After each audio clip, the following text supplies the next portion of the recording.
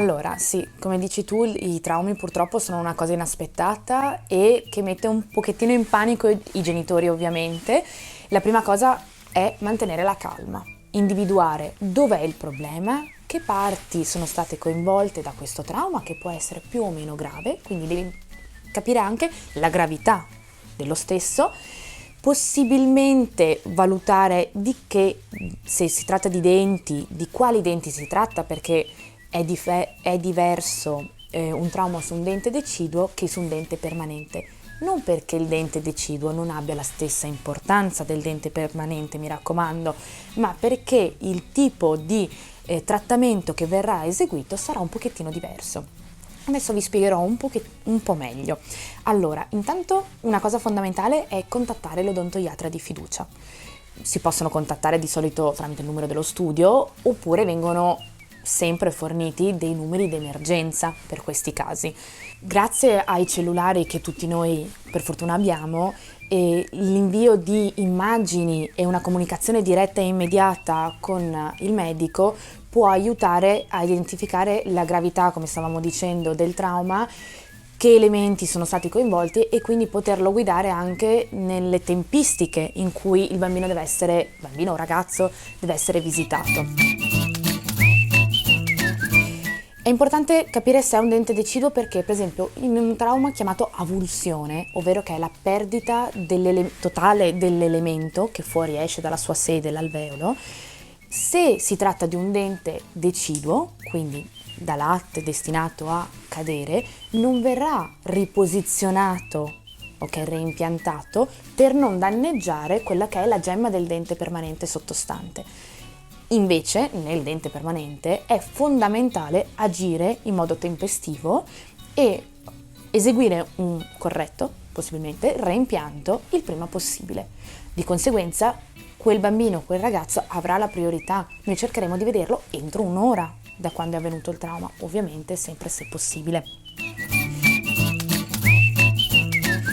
L'altro concetto importante è che in un dente avulso o in un dente fratturato, quindi in cui abbiamo perso dei pezzetti più o meno grandi di dente, è importante cercare di individuarli e conservarli correttamente prima di arrivare dal dentista, che poi valuterà se è possibile riutilizzarli reincollandoli o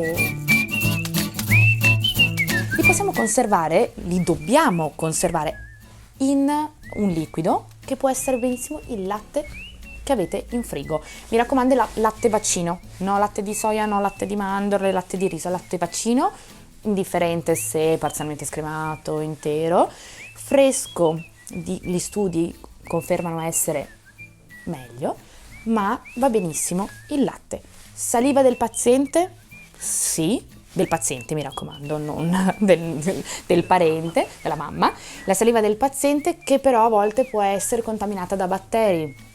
Quindi sì, se il tempo in cui rimane nel liquido non è molto. Se proprio non abbiamo nulla nel latte, nella saliva né nulla, possiamo utilizzare una soluzione fisiologica. Però fermiamoci al semplice latte vaccino. Assolutamente non conservarlo chiuso in un fazzoletto o in un cellophane, perché il frammento si può disidratare e poi diventa più difficile l'utilizzo.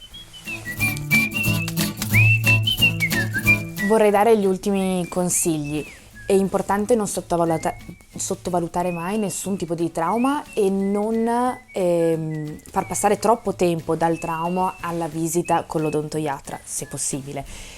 Non farsene una colpa, perché i traumi purtroppo, come abbiamo detto all'inizio, sono degli eventi inaspettati che non possiamo prevenire. Possiamo solo dare degli ulteriori consigli, ovvero ragazzi che praticano uno sport di contatto, se possibile munirli di paradenti per diminuire il rischio di traumi, oppure in bambini in cui ci sono delle proinclinazioni, ovvero delle inclinazioni degli incisivi superiori eccessive, per esempio per una suzione, come abbiamo parlato le altre volte, del dito prolungata, in cui abbiamo questi denti che escono dal contorno di protezione delle labbra e che quindi possono essere un pochino più a rischio di una semplice gomitata del compagno di scuola.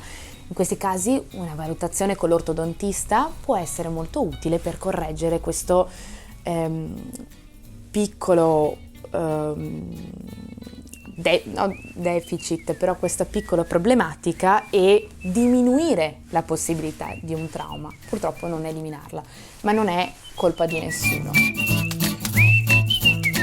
L'ultima cosa che ci tengo a dire e che io trovo molto importante lavorando con bambini e bambini piccoli è: non aspettate a portare i bambini a conoscere il dentista, perché sarà brutto se il suo primo ricordo di noi deve essere quello del giorno del suo trauma.